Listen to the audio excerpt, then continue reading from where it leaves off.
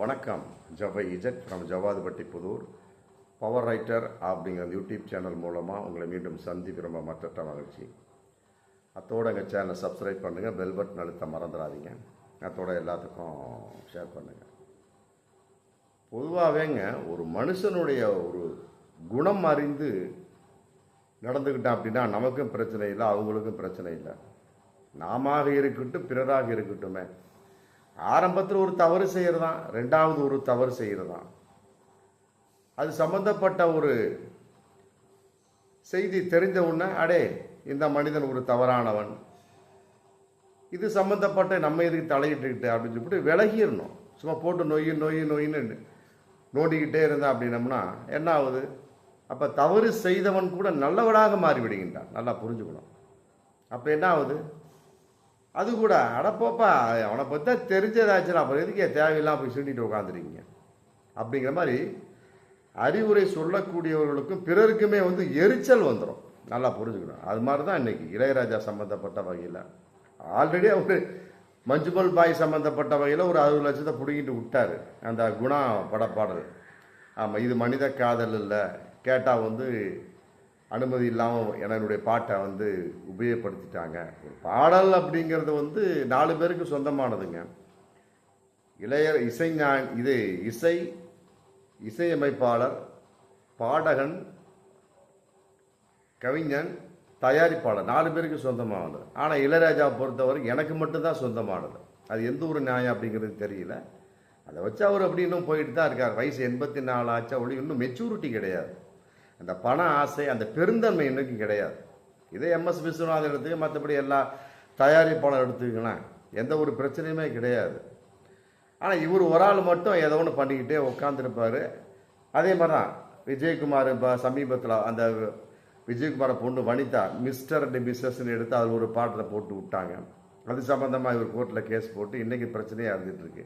அந்த பொண்ணு நான் இளையராஜா விட்டு மறுமலாக போடக்கூடிய அளவுக்கு ஒரு நிலைமையில் உள்ள பொண்ணு. என்னுடைய நிலைமை அந்த அளவுக்கு உயர்ந்து இருக்கிறனால நான் அதன் அடிப்படையில் செயல்பட்டேன். மற்றபடி நானும் உரிமை வாங்கியிருக்கிறேன். ஆமாம், மற்றபடி அப்படின்னு சொல்லிவிட்டு ஏன் இப்படி செஞ்சால் தெரிஞ்சு அதே ஒரே அழுக, இந்த மாதிரி ஒரு பயங்கரமான பிரச்சனை அதில் விஷயம் போயிட்டுருக்கு. ஆமாம், அதன் அடிப்படையில் இந்த மாதிரி பலவிதமான ஒரு பிரச்சனைகள். அதன் அடிப்படையில் குட் பேட் அக்லி அப்படின்னு அஜித் படம், அதில் 3 பாடல்களை இளையராஜாவோட அனுமதி இல்லாமல் உபயோகித்து விட்டார். இளையராஜா தரப்பு வாக்குவாதம். அதாவது சகலாலாவலன் படத்தில் உள்ள இளமை இதோ அந்த பாடல், மற்றபடி நாட்டுப்புற பாட்டு அப்படி ₹1 உனக்கு தரேன் அப்படிங்கிற மாதிரி ஒரு பாடல். அப்புறம் விக்ரமன் படத்தில் எஞ்சோடி மஞ்சக்குருவி அந்த பாடல். இந்த 3ஐயுமே யூஸ் பண்ணிட்டாங்க. குட் பேட் அக்லி அஜித் நடித்த படம். சில பேர் அன்னைக்கே கருத்து நிலவரம் வந்தது, அப்பா இந்த 3 பாட்டு இல்லைனாலே அங்கே படம் கிடையாது அப்படிங்கிற மாதிரி ஆகிப்போச்சு. அந்த மாதிரி குட் பேட் அக்லி தூக்கி நிறுத்ததே இளையராஜாவுடைய இந்த 3 பாடல்கள் தான். அன்னைக்கே ரிலீஸ் ஆன ஒரு 3வது வாரமே அது பிரச்சனைக்குரிய விஷயமா போச்சு. இளையராஜா பாடல் இல்லைன்னா படமே கிடையாது அப்படிங்கிற மாதிரியும் சில விமர்சனங்கள் வந்தாச்சு. அந்த அளவுக்கு இருக்கக்கூடிய சமயத்தில் பார்த்தார் இளையராஜா, ரைட்டு நம்முடைய விருப்பம் இது அனுமதி இல்லாமல் போட்டு விட்டார்னு போட்டு சென்னை ஹைகோர்ட்டில் கேஸை போட்டார். 5 கோடி ரூபா எனக்கு நஷ்டம் எடுத்து தரணும், என்னுடைய பாடலை என்னை அனுமதி இல்லாமல் உபயோகப்படுத்தி விட்டார்கள் அப்படின்னு. இளையராஜா பல பேட்டின்னு சொல்லியிருக்கார். அதாவது அனுமதி இல்லாமல் எடுத்துக்கிறாங்க, என்கிட்ட கேட்ட நானே ஃப்ரீயாக கொடுத்துருவேன், என்கிட்ட கேட்கறதுக்கு அவங்களுக்கு என்ன சங்கடம், அதைத்தான் நம்மளும் கேட்குறோம். ஒரு பெரிய மனுஷன் இருக்கிறாரு, அவர் பிடிவாதமாக இருக்கிறார், அது தெரிஞ்சாதான். பச்சை மிளகா இது உரப்பாக இருக்கும், அப்புறம் புளியங்காய் புளிப்பாக இருக்கும், தெரிஞ்சாதான். அவர் என்னங்கிறது மனோநடை தெரியுதா இல்லையா? அதன் அடிப்படையில் செயல்பட்டு விட்டு போட்டு அவருக்கு தெரியாமல் யாரோ ஒருத்தவங்க காப்புரிமை பதிப்புரிமை சட்டம் வச்சுருக்கேன் அவங்கள்ட்ட போய் கேட்குறது. ரைட்டு, கேட்டால் ரைட்டு, ஓகே. அதன் அடிப்படையில் இளையராஜாட்ட சொல்கிறாரு, என்கிட்ட கேட்டாலே போதும், யார்ட்டையும் கேட்க வேண்டிய அவசியம் இல்லை, என்கிட்ட யாருமே கேட்கறதில்ல, எல்லாத்தையும் முடிச்சு போட்டு அப்புறம் பேன் முழிக்கிறாங்க. அப்போ நான் கோர்ட்டில் கேஸ் போடுறேன், என்னுடைய தவறு கிடையாது, அவருடைய தவறு, அவரே பல இதில் பேட்டி கொடுத்துருக்காரு. அதன் அடிப்படையில் குட் பேட் அக்லி அந்த 3 படத்தை பாடலை யூஸ் பண்ணிட்டாங்க. இப்போ அவர் கோர்ட்டில் கேஸ் போட்டிருக்கிறாரு. அதுக்கு அங்கே மைத்ரி மூவி மேக்கர்ஸ் அந்த படத்தை தயாரித்த தயாரிப்பாளர் கூப்பிடுவாங்க, கோர்ட்டில் கேஸ் போடுவாங்க இல்லையா. போட்ட வகையில் அவங்க சொல்லிட்டாங்க, நாங்கள் வந்து சட்டப்பூர்வ உரிமை அனுமதி பெற்று தான் நாங்கள் படத்தை வந்து பாடலை வந்து அனுமதி பெற்று தான் யூஸ் பண்ணியிருக்கோம், அதனால் எந்த தடையும் இல்லை அவங்க பண்ணுறவங்க என்ன பண்ணியிருக்கோம், அந்த உரிமை யாருக்கு சொந்தமானது அப்படிங்கிறத தெரியப்படுத்தலை. அங்கே தான் ஓட்டையை போட்டாங்க. மீண்டும் ஒரு ஓட்டை இளையராஜாவிட்ட கேட்கல. ரைட்டு, ஓகே, சரி, அது சம்மந்தப்பட்ட கோர்ட்டில் கேஸ் வரக்கூடிய சமயத்தில் நாங்கள் இந்த மாதிரி உரிமை உள்ளவங்கள்ட்ட கேட்டு பதிப்புரிமை சட்டப்படி தான் நான் செயல்பட்டுருக்கேன் அப்படின்னு அவங்க சொல்கிறாங்க. Mythri movie makers good bad ugly படத்தினுடைய தயாரிப்பாளர்.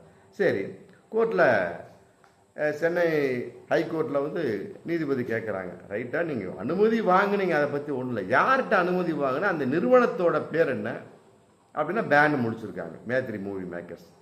இது எங்கே போய் முட்டிக்கிறது? இவ்வளோ விவரமாக படம் எடுக்கிறாங்க, இவ்வளோ விவரமாக ஒரு செயல்பாடை செய்கிறாங்க. மற்றபடி யாரிடம் நீங்கள் வந்து அனுமதி வாங்கினீர்கள் அப்படிங்கிற பேரை போடணுமா, ஸோ அந்த மனுவில் கொடுக்கணுமா இல்லையா? இந்த மாதிரி வந்து குறிப்பிட்ட நிறுவனத்தை நாங்கள் அனுமதி வாங்கி தான் பண்ணுறோம், அந்த நிறுவனத்தின் பெயர் அப்படின்னு சொல்லிட்டு போடணுமா இல்லையா? அதை போடல. இன்றைக்கி நீதிபதி கேட்டு என்ன பண்ணிட்டாங்க, இடைக்கால தடை வச்சுட்டாங்க. அது எவ்வளோ பெரிய ஓட்டை. ஆரம்பத்தில் ஒரு ஓட்டை இளையராஜா அப்படின்னா தெரிஞ்சு போச்சு, முடிஞ்சு போச்சு. அது ஒரு வார்த்தை கேட்கலாம், அது இல்லாமல் அவங்க விருப்பத்துக்கு பண்ணுறாங்க, ரைட்டு, ஓகே, அது சரி, அப்படி தான் ஆகிப்போச்சு. இளையராஜா விடுறாரா? அதுவும் கிடையாது, ரைட்டு, சரி, அப்படி தான் யூஸ் பண்ணாலுமே அது எந்த நிறுவனத்திட்ட நீங்கள் வந்து அனுமதி வாங்கினீங்க அப்படின்னா அந்த நிறுவனத்தையாவது எழுதணுமா இல்லையா? அதுவும் கிடையாது. அந்த நிறுவனத்தை எழுதாமையே கோர்ட்டில் பண்ணக்கூடிய வழக்கு தொடக்கக்கூடிய சமயத்தில் என்ன அப்போ நீதிபதி கேட்பாங்களா இல்லையா? யார்கிட்ட வாங்கினீங்க, ஆதாரத்தை கொடுங்க அப்படிம்பாங்க, பேன்னு முடிக்கிறாங்க. இப்படி இருந்தால் எப்படி? நல்லா யோசிக்கலாம். அதாவது வந்து தவறு செய்கிறோம், அது அப்புறம் தவறு அது அப்புறம் என்னங்கிறது வந்ததுக்கு பின்னால் அதை ஆதாரப்பூர்வமாக செய்யணுமா இல்லையா?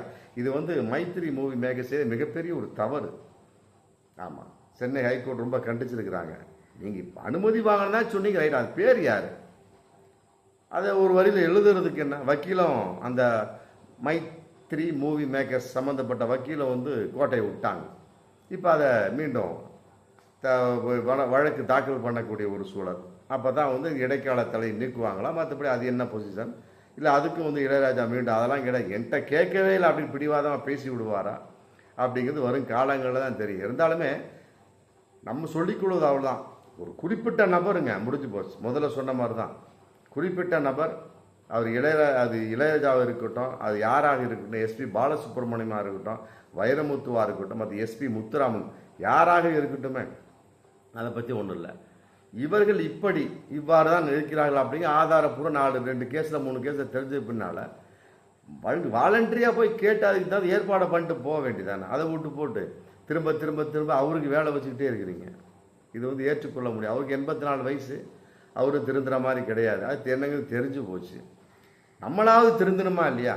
அதான் நாம் சொல்லிக்கொள்ளுது. பார்ப்போம் மீண்டும் அடுத்த வீடியோ. நன்றி.